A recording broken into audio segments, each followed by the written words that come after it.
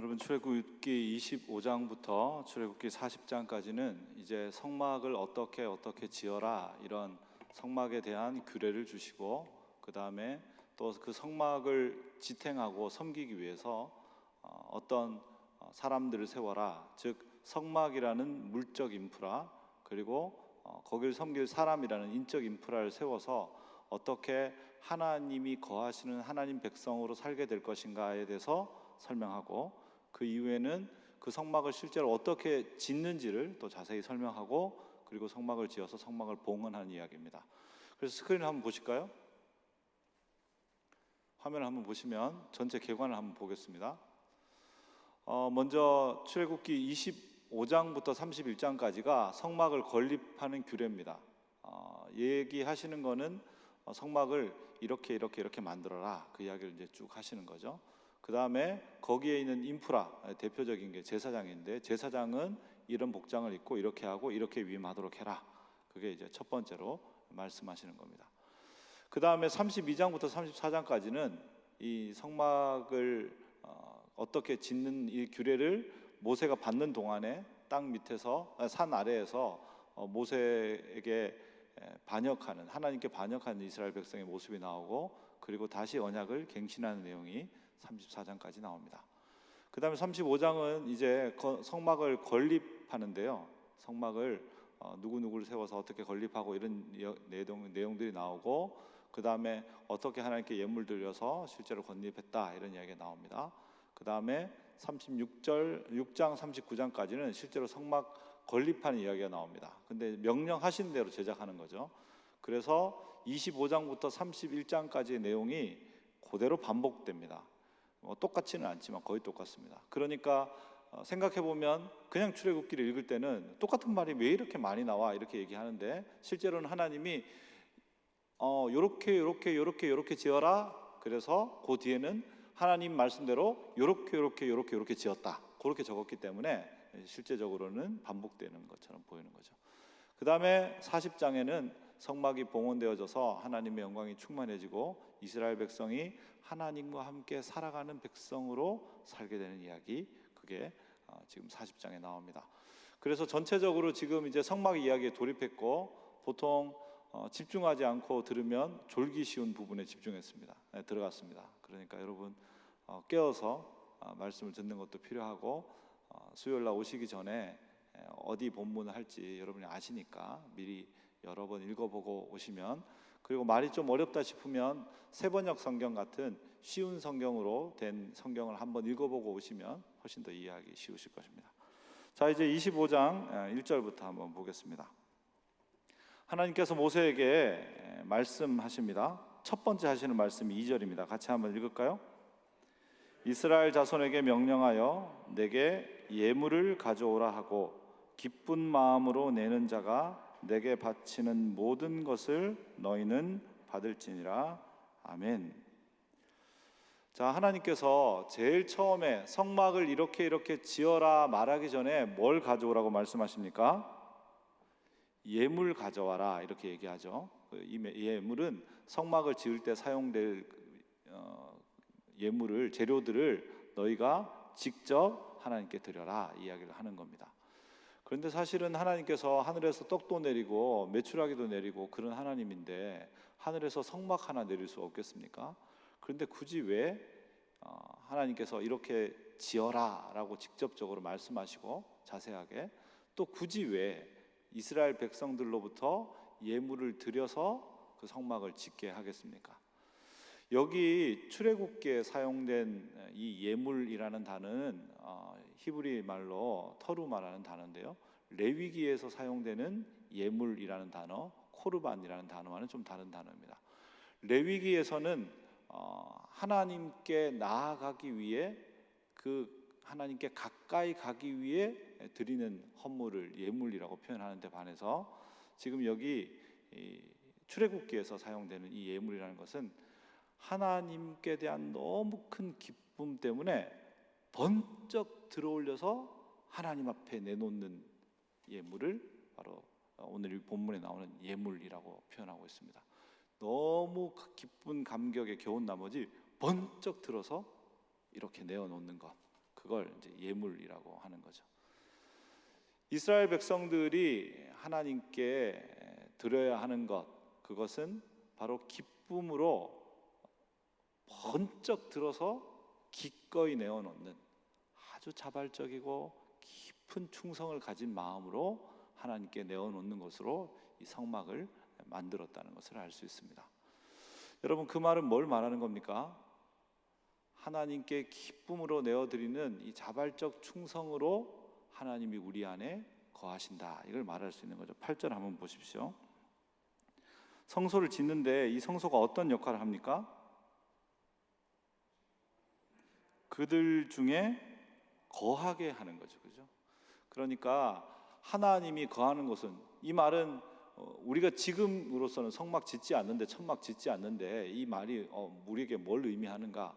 하나님이 거하는 성전으로서 우리가 살아가는 것은 하나님께 우리 자신에게 있는 모든 것을, 나 자신부터 나의 모든 소유를 기쁨과 감격 가운데 번쩍 들어서 하나님 앞에 내놓는 그런 자발적인 헌신이 있을 때 하나님이 우리 가운데 살아 역사하시고 임재하시는 것을 경험하게 된다, 그런 말이죠. 하나님께서 왜 이렇게 기쁨으로 번쩍 들어서 내어놓는 예물로 성막을 지으라고 하십니까? 그 이유는 하나님께 번쩍 들어서 내놓을 수 없으면 어떻게 됩니까? 그러면 번쩍 들어서 못 내고 이렇게 몰래 많이 안 나오게, 여러분도 그런 거 해보신 적 있나요? 지갑에서 돈을 주긴 줘야 되겠는데 많이 안 나오게, 혹여나 너무 많이 안 나오게 이렇게 한 개씩, 그런 것처럼 마지못해 내는, 어쩔 수 없이 내는, 의무적으로 내는 그런 마음을 가지고 있을 때는 하나님께 모든 것을 드리는 충성이 아니라 어떤 충성입니까? 겉으로 보이는 의무적인 충성이고 하나님께 다 내어드리는 충성이 아닌 그런 제한되고 이 세상의 물질 가운데 묶여있는 그런 충성이죠. 그래서 그 충성은 우리를 자유롭게 할 수 없습니다. 지금 하나님께 기쁨으로 내어드린다는 것은 이 어떤 것도 나에겐 필요치 않고 하나님만으로 충분하다, 그런 표현이죠. 그러니까 내가 가지고 있는 것으로부터 어떻게 됩니까? 자유로워지는 거죠. 그래서 하나님께서 예물을 내라, 이렇게 말씀하는 겁니다. 우리가 하나님께 성전에 와서 예배 드리고 그러면서 헌금하죠. 그리고 또 개인적으로 기부하시는 분 많이 있으시잖아요. 그런데 기부와 헌금의 차이가 뭡니까? 자기가 가지고 있는 돈을 누군가에게 주는 점에 있어서는 전혀 차이가 없습니다. 그런데 기부와 헌금의 가장 큰 차이점은, 기부라는 것은 내가 가지고 있는 내 몫에서 당신을 위하여 내 몫을 일부 내어주는 희생을 하는 것이죠.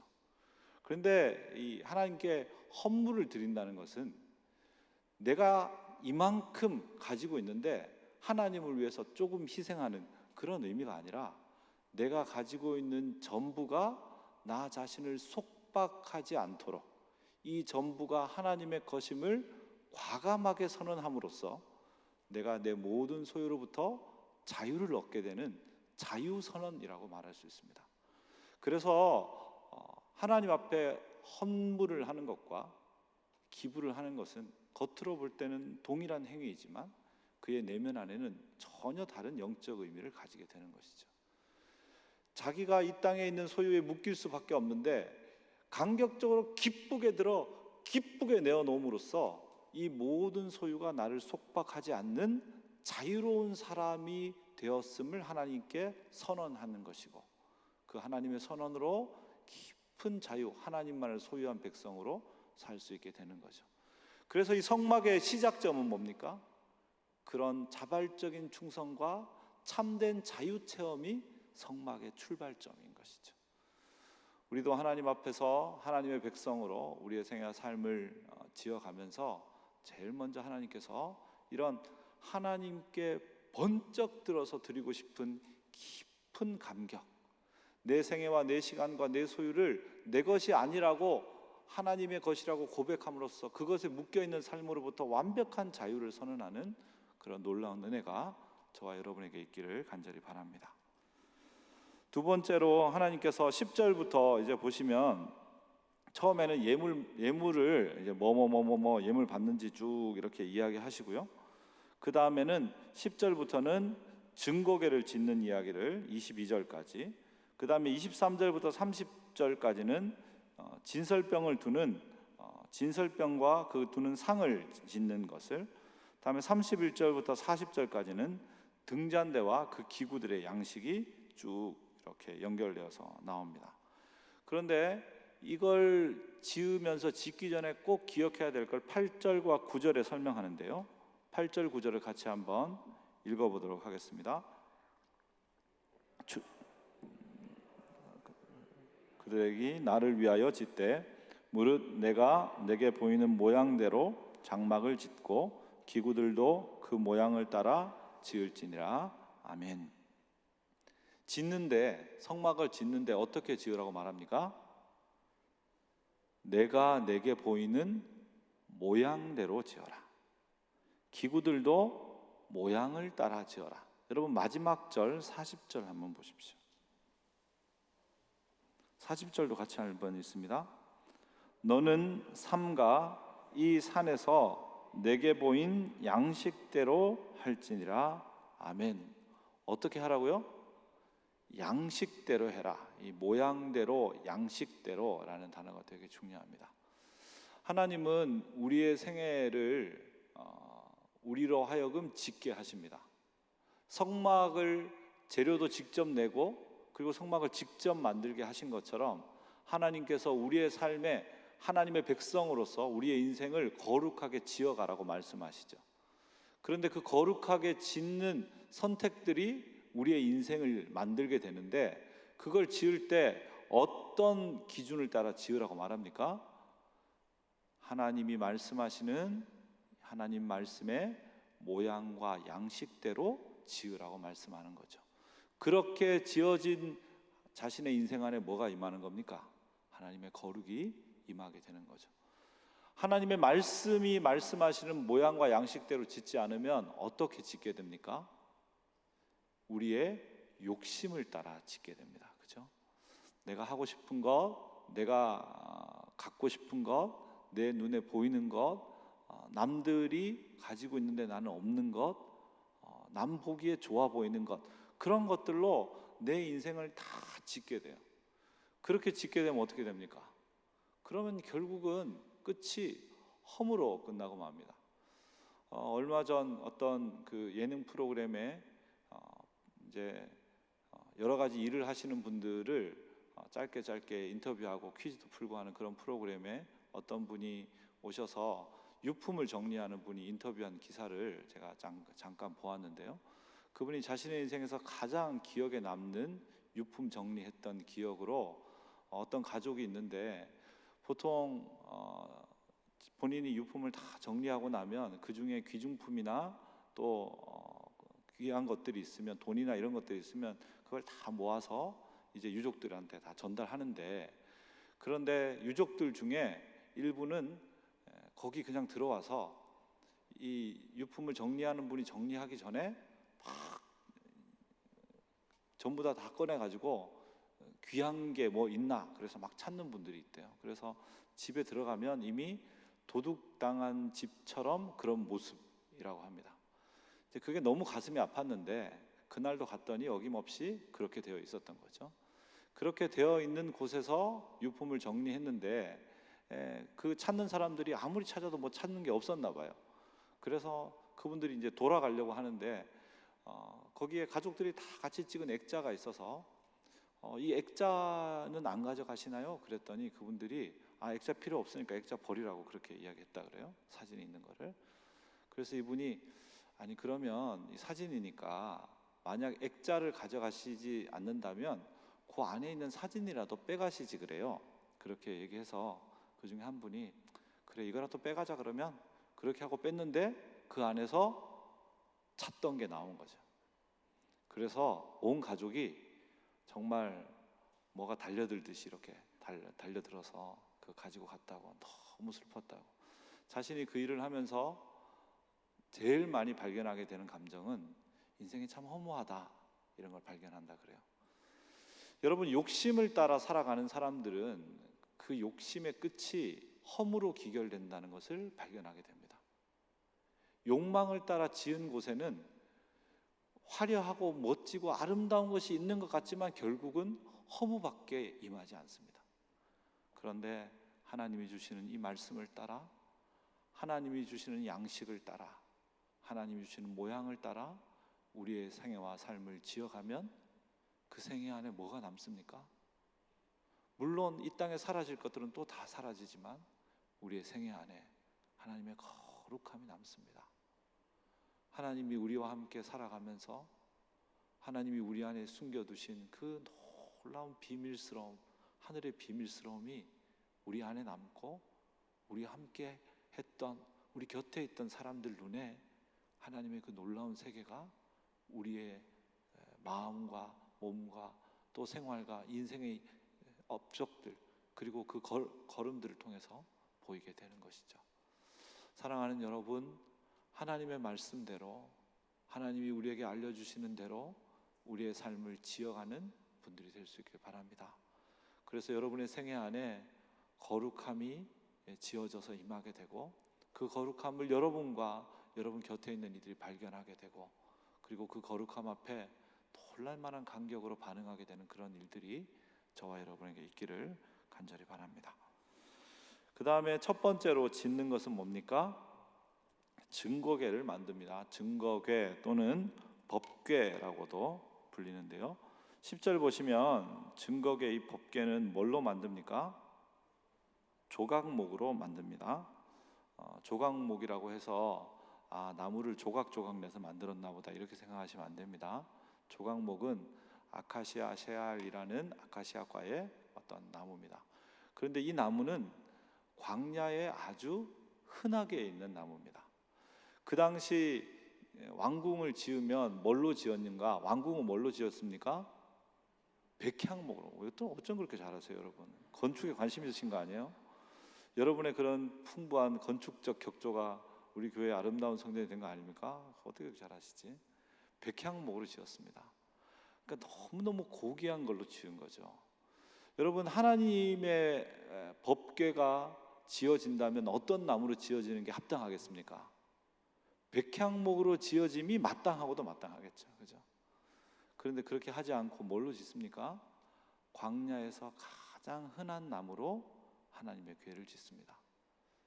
여러분, 왜 그렇게 지었을까요? 가장 일상적인 것, 가장 평범한 것, 그것으로 하나님의 거룩이 우리 삶에 이루어진다는 걸 하나님의 말씀해 주고 싶으신 거죠.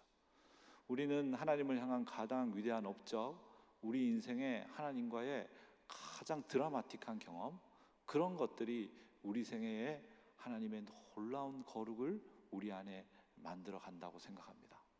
근데 여러분, 그렇지 않고 하나님께서 우리에게 주시는 아주 평범한 일상, 여러분이 아침에 일어나고 씻고 또 묵상 시간을 갖고 출근하고 또 집에서 아이들과 씨름하고 또 하루를 그렇게 보내는 그런 아주 단순한 일상, 밥 3번 먹은 거 말고는 아무것도 한 것 같은 거 없는 그런 평범한 일상이 우리의 인생에 하나님의 거룩을 지어가는 나날들이 되는 것이죠.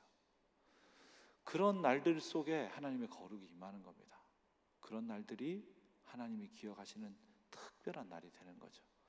여러분 입장에서 특별한 날이 하나님께 특별한 날이 아니라 여러분에게는 아주 평범한 날인데 하나님께는 아주 특별한 날이 되는 거죠. 여러분을 향한. 여러분도 자녀 키워보면 그런 날이 있으시잖아요. 자녀들에게 물어보면 아주 크게 속상했던 날, 아주 좋았던 날 물어보면 나는 잘 기억도 안 나는 날 크게 상처 입었다 그러고, 나는 기억도 잘 안 나는 사건에 아주 기뻤다 그러고 그러잖아요. 왜 그렇습니까? 본인에게 내가 생각할 때 이런 것 제일 좋아했을 거야. 근데 사실은 그런 게 아니라 아주 평범하지만 부모와 함께 있는 것에 대한 깊은 감사, 부모의 존재에 대한 기쁨, 또 인생의 참다운 충만함, 그런 걸 느꼈던 시간들이 그 아이들에게 각인되는 것이죠. 그와 마찬가지로 하나님께서도 우리에게 아주 평범한 시간들, 그러나 하나님 앞에서 살아가고 있는 그 평범한 시간들을 가장 거룩하고 복되게 하신다는 것을 여러분 기억하십시오. 그래서 우리의 일상이 아주 중요합니다. 반복적으로 일어나고 또 반복적인 일들만 하는 것 같고 별로 특별한 건 없는 것 같은 그런 일들이지만 여러분의 일상은 너무 고귀하고 아름답습니다. 하나님은 여러분의 일상 안에 하나님의 법을 심으시고 그리고 그 안에 하나님의 임재를 열어 가십니다. 그런 통로로 쓰임받는 우리 모두의 일상이 될 수 있기를 간절히 바랍니다. 이제 이 증거궤를 뭘로 만들었는지를 한번 볼까요? 조각목으로 만들었습니다. 그죠? 그리고 11절 보시면 그걸 뭘로 쌉니까? 순금으로 쌉니다. 그 다음에 돌아가면서 뭐를 두르죠? 금태를 두릅니다. 그 다음에는 고리를 만듭니다. 뭘로 고리를 만듭니까? 금으로 고리를 만듭니다. 채 이렇게 이제 지고 가야 되니까 이렇게 박스처럼 생긴 궤를 어깨에 매야 되니까 보통은 위에 매겠지만 이 증거궤는 이제 아래쪽에 매서 어깨에 매는 거죠. 근데 그 아래쪽에 매고 가는 그 채도 뭘로 만듭니까? 그것도 금으로 만듭니다. 그죠? 자, 다 금으로 만들어요. 17절 보십시오. 속죄소라고 이 법궤 위에 양쪽에 이렇게 마주보고 있는 스랍들이 있는데 천사들의 무리들 그 스랍들 사이에 있는 공간이 이 속죄소인데요. 그 속죄소도 뭘로 만듭니까? 그것도 순금으로 만듭니다. 뒤에도 23절부터 나오는 이 상을 만들 때도 다 순금으로 싸게 되어 있고요. 등잔대도 31절부터 보면 순금으로 하게 되어 있습니다. 순금이 뭘 상징할까요, 여러분? 순수함, 즉 순결. 그리고 순금에는 잡티가 하나도 없죠. 정결, 순결함을 이야기합니다. 하나님 앞에 순결한 마음으로 하나님을 섬기고 하나님 앞에 순결한 마음으로 살고자 하는 뜻으로 지금 이 법궤부터 모든 양식들, 기구들을 만들어가라 그런 말이죠. 그걸 만들고 그 안에 들어가고 그 안에서 섬기고 그 안에서 하나님께 주시는 죄사함을 경험하면서 어떤 마음을 품어가는 겁니까? 계속 하나님 앞에 순결한 마음을 품어가는 거죠. 사실 우리가 살다 보면 우리의 마음 안에 잡티가 생기지 않습니까? 순전한 마음이 아니라 나뉘어진 마음을 드릴 때도 있지 않습니까? 근데 그렇게 하지 않고 하나님 앞에 순결한 마음을 드리는 거죠. 사실 잘 모를 땐 순결하기 쉬운데 아는 게 많아지고 생각이 많아지고 경험이 많아지면 순결하기가 더 어렵습니다. 그런데 나이 들어서 경험이 많아질수록 또 학식이 많아질수록 또 여러 가지 이해가 많아질수록 하나님을 향한 마음은, 공동체를 향한 마음은 깊은 순수함 가운데 있을 때 그때 우리는 하나님의 백성으로 살아갈 수 있다 그런 말이죠. 우리가 보통 그런 말 하죠. 초심을 잃지 말라 그런 얘기를 합니다. 그러면서 초심을 잃지 말라고 하면서 처음에 제일 미숙했지만 그러나 그때가 제일 잘 준비됐을지도 모른다 그런 얘기를 하죠. 마음만은 그때로 돌아가야 된다. 우리에게도 그런 게, 신앙에도 그런 게 필요한 거죠. 초심으로 돌아가는, 하나님만으로 충분했던, 하나님이 이름을 부르시면 나의 모든 걸 번쩍 들여서 드리고 싶었던 그 마음으로 돌아가는 것이죠. 여러분의 신앙도 그랬을 때가 있으시죠? 지금이 그럴 때라고 고백할 수 있는 여러분이 되실 수 있기를 바랍니다. 저도 저에게도 그리스도인이 됐다는 사실로 감격했던 날들, 또 목회자가 됐다는 사실만으로 너무 감격했던 날들, 오늘 죽어도 여한이 없었던 그런 날들처럼 하루하루를 살기를 간절히 소망하는 마음이 있습니다. 이 땅을 살아야 하기 때문에 계획도 해야 되고 또 고민도 해야 되고 이것저것 다 고려해야 하지만 그러나 동시에 하나님께 모든 걸 다 드려도 괜찮을 만한 아무 아쉬움이 없는 순전한 마음으로 우리 영혼이 빚어지는 그런 저와 여러분 되기를 바랍니다. 자, 그런데 여기 모든 기구들을 다 금으로 세공하고 있습니다. 그런데 이 금 세공 기술은 이스라엘 백성들에게 있었던 걸까요? 아니요. 목축만 하던 이 사람들에게는 금 세공 기술이 없어요. 그럼 이 금 세공 기술은 어디서 온 걸까요? 이집트 노예할 때 했던 거예요. 이집트 노예.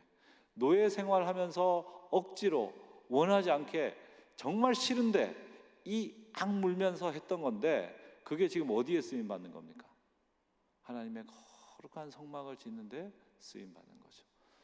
여러분 혹시 여러분의 생애에 지금 정말 억지로 하는 시간을 통과하는 분이 있습니까? 정말 마지 못해서 하는 시간이 있습니까? 여러분 그 시간이 하나님 안에서 나중에 귀하게 쓰임 받는 날이 언젠가 오게 됩니다. 절대 그 시간을 저주하고 절대 그 시간을 함부로 여기지 마십시오. 여러분 혹시 여러분 어떤 시간이 되게 고통스러운데 지금 그 시간을 통과하고 계십니까?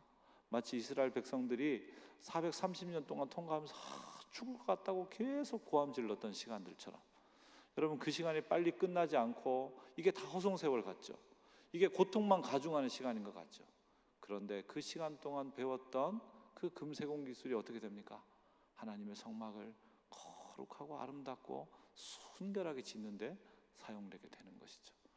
여러분 우리 인생에 내가 원하지 않고 내가 피하고 싶은 시간들이 그 시간을 충실히 살아가면 그 시간들이 하나님께서 우리 인생을 복되게 만들어 가시는 과정으로 쓰임받는 사실을 여러분 꼭 기억하시길 바랍니다.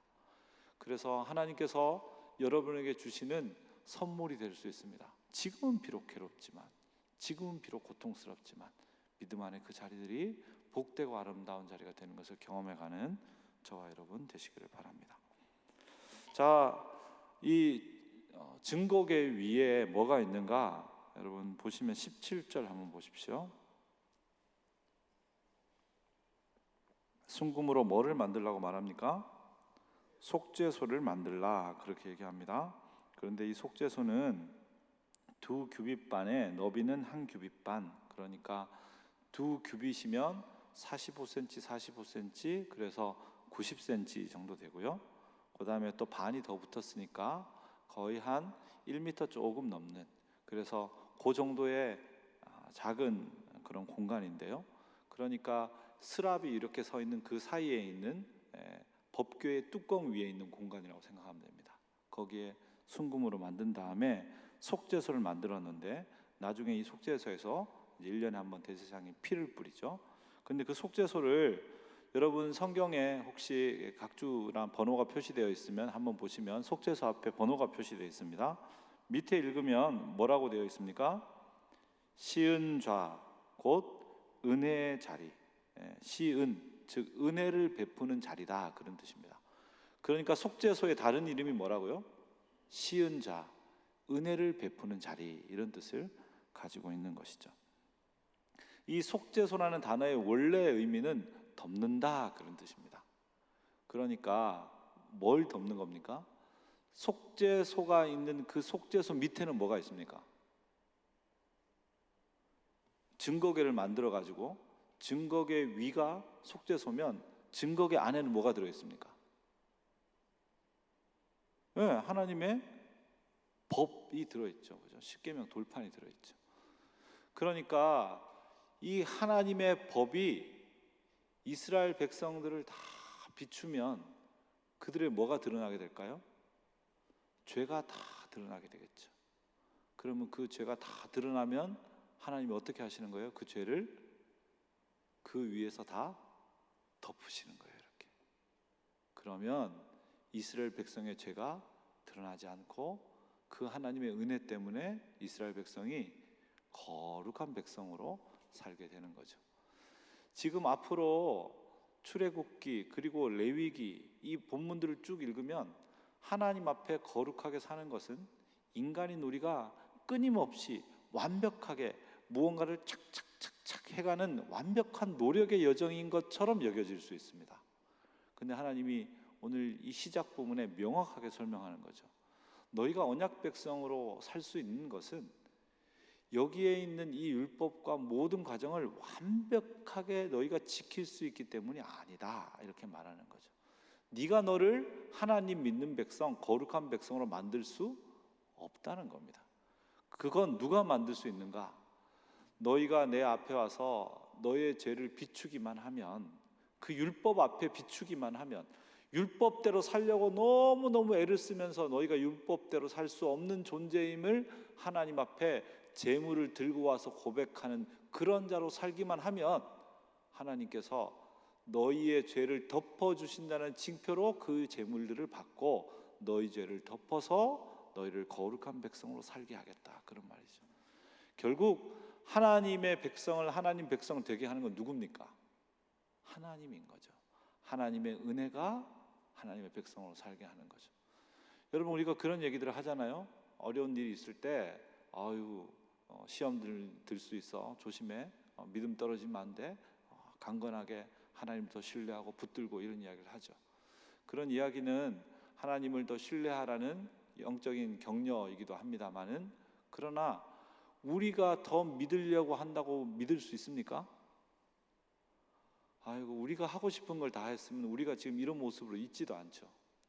우리가 화 안 내려고 해서 화내지, 우리가 이 사람한테는 화를 50만큼 내고 저 사람한테 10만큼 내고 이렇게 해서 화냅니까? 우리가 저 사람한테는 실수를 이만큼 해서 상처를 이만큼 입히고 이 사람한테는 잘 대해주고 그렇게 구분해서 합니까? 그러지 않고 우리 나름대로 잘 한다고 하는데, 그런 일들이 일어나는 거 아닙니까? 우리도 우리 스스로를 어떻게 통제할 수 없죠. 우리도 우리를 어떻게 만들어 갈 수 없습니다. 믿음이라는 것도 우리가 그렇게 만들어 갈 수 없죠. 믿으려고 해도 의심이 생기고 불안이 생기고, 그게 우리 자신이니까요. 그런데 의심과 불안이 가득한 우리를 하나님의 법 앞에 가서 딱 비추면 뭐가 올라옵니까? 하나님을 향한 의심이 쫙 올라오고, 하나님을 향한 불안이 쫙 올라오고, 하나님만을 신뢰한다고 말하지만 나누어진 우리의 마음이 쫙 올라오죠. 그죠? 그게 비춰지면 어떻게 하면 됩니까? 하나님께, 하나님, 내가 이런 사람입니다 하고 하나님께 말씀드리면 하나님이 어떻게 한다는 거예요? 그래, 괜찮다 하고 그걸 어떻게 해요? 하나님이 덮으시는 거죠. 그 덮으시는 것 때문에 우리가 어떻게 삽니까? 믿음의 사람으로 사는 거죠. 그래서 믿음을 선물이라고 말하는 거예요. 믿음을 선물이라고 말하는 것은 하나님의 법에 비추는 그런 행위도 필요 없고 아무것도 필요 없고 가만히 있으면 믿음이 생긴다, 그런 말이 아니라, 우리가 하고 있는 수고와 노력과 그 헌신들이 다 어떤 거라는 겁니까? 하나님 앞에 나아가 자신을 비추는 것이며, 우리를 덮으시는 그 하나님의 은혜가 우리로 하여금 우리를 믿음의 사람으로 살게 한다, 그런 것이죠. 그렇기 때문에 하나님이 은혜 베푸시는 분이다라는 것을 명확하게 기억하고 신앙생활 하는 게 되게 중요합니다. 하나님이 은혜 베푸시는 분이면 그 어떤 죄인도 하나님 앞에 나아갈 수 있고, 하나님 앞에 나가기만 하면, 하나님의 법에 자기를 비추기만 하면 어떻게 됩니까? 하나님이 우리를 덮으시기 때문에 우리는 다시 하나님의 백성으로 살 수 있는 것이죠. 그래서 히브리서 11장 6절은 이렇게 얘기하는데요. 여러분 같이 한번 읽어볼까요? 같이 한번 읽습니다. 믿음이 없이는 하나님께 나아가는 자는 반드시 그가 계신 것과 또한 그가 자기를 찾는 자들에게 상 주시는 이심을 믿어야 할지니라. 아멘. 여러분, 암송하십시오. 믿음이 없이는 하나님을 기쁘게 하지 못합니다. 하나님께 나아가는 자는 반드시 그가 계시다는 사실, 그리고 그가 자신에게 나오는 자에게 상 주신다는 사실을 믿어야 합니다. 하나님은 자신에게 나오는 모든 자에게 상 주시는 분입니다. 우리가 아이들에게 막 상 만들어 주잖아요. 뭐 이렇게 막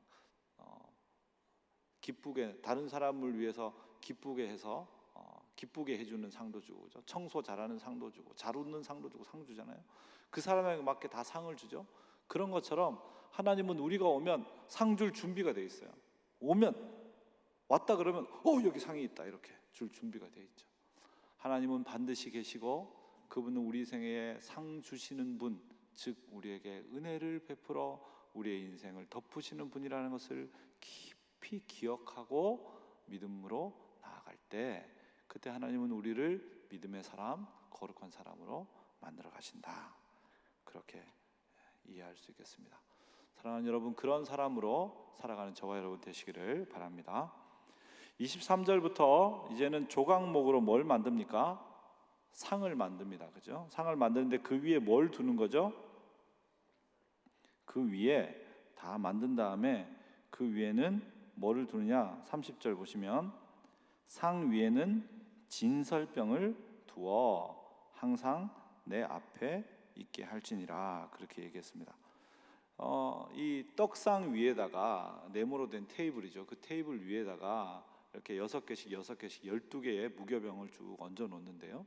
그렇게 얹어 놓은 떡을 하나님 앞에 진설해 놓은 진설병이라고 이야기합니다. 그런데 이 진설병의 원래 이름이 뜻이 뭐냐 하면 얼굴의 떡 그런 뜻입니다.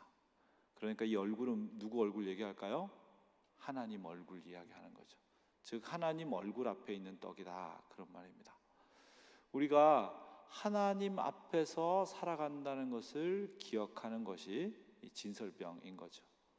또 하나는 하나님께서 주시는 이 떡을 먹고 하나님 앞에서 사는 것으로 우리는 생명을 얻는다. 그걸 설명했죠. 그래서 여기 30절에 그렇게 설명했지 않습니까? 상위에 진설병을 두어 항상 내 앞에 있게 해라. 그렇게 얘기했죠. 그러니까 하나님 앞에서 살아가는 것이 우리의 인생이며 하나님 앞에서 살아가는 것, 즉 하나님의 현존을 먹고 사는 것이 우리가 살아가는 힘이고 길이고 에너지라는 것을 본문이 설명하고 있는 거죠. 진설병은 안식일 날까지 뒀다가 안식일에 물려내고 새로운 진설병을 놓습니다. 그러니까 일주일씩 거기에 있는 거죠. 여러분 성막을 처음 지었을 때 어땠을까요? 사람들이 와 성막 막 너무 거룩한 그런 느낌을 가졌겠죠. 그런데 한 번 가고 두 번 가고 세 번 가면 어떻게 됩니까? 너무 익숙한 그냥 익숙한 천막일 뿐이죠. 그죠? 그런데 그 익숙한 천막에 매 한 주마다 새로운 떡을 가지고 가는 거죠. 그 떡을 가지고 놓고 있던 떡을 물려내 오면서 뭘 발견하게 됩니까? 내가 여호와 앞에 산다는 것, 그리고 여호와만이 나를 먹이고 입히시는 나의 생명의 떡이 되신다는 것을 기억하게 되는 거죠. 그래서 하나님 앞에 내어놓는 그 진설병은 바로 생명의 떡으로 살아가는 우리의 존재를 설명해 주는 겁니다. 여러분 우리가 주일에 예배 오면서 또 수요일에 예배 오면서 우리가 그러해야겠습니다. 그냥 익숙하게 살아가는 일상, 익숙하게 살아가고 있는 우리의 삶에서 하나님께 우리가 가지고 온 새로운 떡을 하나님께 진설하고 이미 있던 물러진 것들, 오래된 것들을 다시 되가져가면서 우리가 하나님 앞에 살고 있음을, 그리고 하나님 앞에 사는 것, 즉 하나님이 떡이신 것을 경험하고 사는 것이 우리를 정말 살리는 생명의 에너지라는 것을 확인하며 살아야겠습니다. 그것이 바로 진설병을 만들고 또 그 진설병 떡상 위에 진설병을 두는 하나님 백성의 영적 의미라고 말할 수 있습니다. 31절부터는 조금 복잡하죠. 복잡한데 뭐 딴 건 없습니다. 7개의 촛대를 만드는 거죠. 가운데 줄기가 있고 양쪽으로 3개씩, 양쪽에 3개, 가운데 하나, 그리고 거기다 다 등잔을 하나씩 놓으면 전체가 몇 개가 됩니까? 줄기에 있고 양쪽에 다 있으니까 7개의 등잔이 되는 거죠. 그 7개의 등잔을 만들어서 놓는데요. 여러분 37절 보십시오. 같이 읽습니다. 등잔 7을 만들어 그 위에 두어 앞을 비추게 하며. 아멘. 등잔 7을 만들어서 그 빛을 어디로 비추게 하라고 말하고 있습니까? 앞으로 비추게 하라고 얘기하는 거죠. 등잔에 불을 언제 켰냐 하면 저녁에 상번제 할 때 이제 불을 켰던 거죠. 그러니까 다 어둡지만 어디는 불이 켜져 있습니까? 성막 안에 이 등잔대에는 불이 켜져 있는 거죠. 그건 뭘 말합니까? 우리 인생의 가장 어두운 밤에도 하나님은 우리 안에 현존하고 계신다. 하나님은 우리의 인생을 비추고 계신다. 그걸 우리에게 설명해 주는 거죠. 우리가 인생의 어두운 순간을 갈 때, 너무 큰 병으로 고통할 때, 우리가 가족 안에 있는 깊은 갈등으로 아파할 때, 경제적으로 너무너무 힘이 들 때, 또 우리가 직장 생활과 그 외에 사업적 먹고 살기 위한 관계 안에 너무너무 암담할 때, 우리는 어떨 때는 참 밤 같다는 경험을 하게 됐죠. 그런데 그 밤 같을 때 하나님이 어떻게 하신다는 거죠? 우리를 비춰주신다, 그렇게 이야기하고 있죠. 지금 이 등잔대는 결국은 빛이신 하나님이 우리 앞을 비춰주고 계시다는 것을 보여주는 거죠. 그 성막은 아무것도 없는데요, 그런데 등잔대 빛이 그 앞을 비춤으로써 하나님께서 이 안을, 우리 이 공동체를 비추고 계신다는 것을 확인하게 되는 거죠. 그런 의미에서 하나님의 백성으로 살아가는 교회는 하나님의 영광의 빛을 자기가 먼저 경험하고, 하나님이 우리에게 우리 앞을 비추시는 것을 경험하고, 그 영광의 빛을 다시 세상을 향해 반사시켜서 세상 앞에다가 빛을 비추는 사람이라고 말할 수 있습니다. 그렇게 빛을 비출 때 어둠 가운데 있는 세상에 빛이 비추어지게 되는 것이죠. 우리가 지금 이 시대가 코로나로 인해서 너무 어렵고 모이기도 힘들고 뭐 그런 얘기들을 하죠. 그런데 사실은 모이기 힘들고 어려우면 뭐 하면 됩니까? 안 하면 되죠. 아무것도 안 하면 됩니다. 아무것도 안 하면 되는데, 아무것도 안 하면 뭐가 안 됩니까?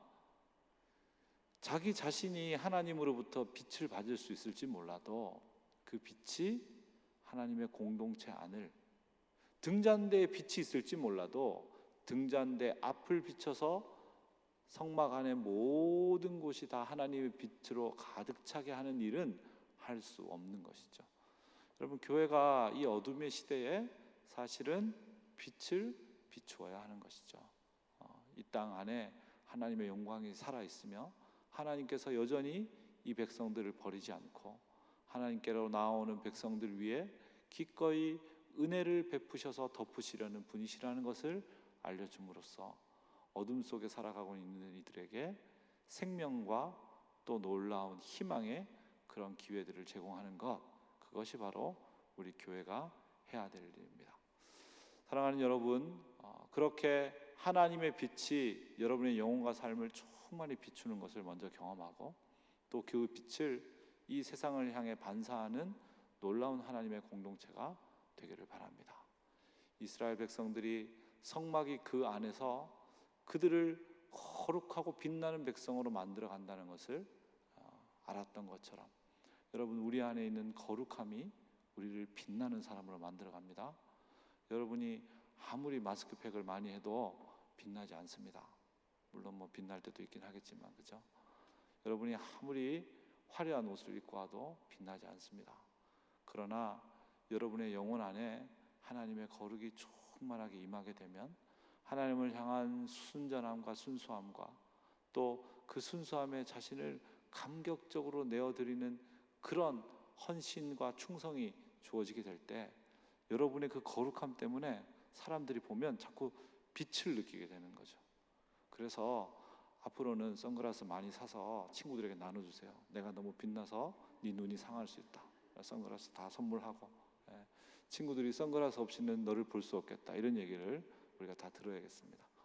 하나님께서 주시는 그 영광의 빛이 우리 자신을 비추고 또 그렇게 온 세상을 비추는 아름다운 교회로 살아가는 저와 여러분 되시기를 바랍니다. 같이 한번 기도하겠습니다. 하나님 아버지,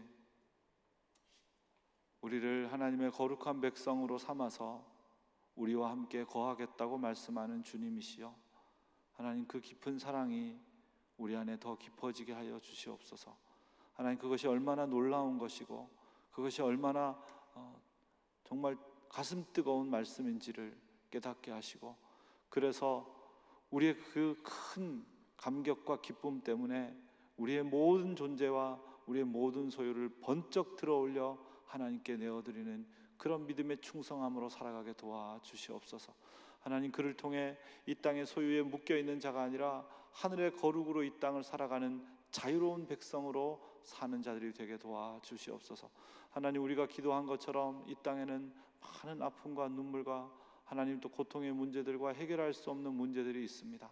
하나님, 그 모든 것 가운데 주관자 되신 하나님께서 하나님 그 가운데 일하여 주시고 우리의 기도를 들어 선하고 아름다운 일들을 이루어 가시며, 하나님 특별히 교회를 위해서 수고하고 애쓰는 수많은 종들을 기억하시고 고통 중에 투병하고 아파하는 이들을 기억하시며 하나님 경제적으로 관계적으로 힘들고 아픈 하루하루를 어둠 속에 보내는 이들을 기억하셔서 하나님 그들이 여호와의 얼굴 앞에 있음을 알게 도와주시고 여호와를 먹는 것이 그들의 유일한 살 기름을 알게 도와주시고 그들의 어둠을 비추고 계시는 하나님의 빛 앞에 나아갈 수 있도록 은총을 더하여 주시옵소서. 우리 같은 죄인들을 하나님의 은혜로 덮으셔서 거룩한 하나님의 백성으로 만들어 가시는 그리스도 예수 이름으로 기도드립니다. 아멘.